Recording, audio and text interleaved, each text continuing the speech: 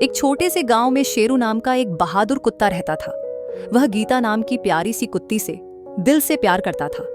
दोनों हर दिन साथ खेलते, दौड़ते और खुश रहते। शेरू चाहता था कि वह गीता से शादी करे, लेकिन गीता के मालिकों को यह रिश्ता मंजूर नहीं था। उन्होंने गीता को घर में बंद कर दिया। शेरू ने हार नहीं मानी। एक रात वह चुपके से आया, गीता को आजाद कराया और दोनों भाग निकले।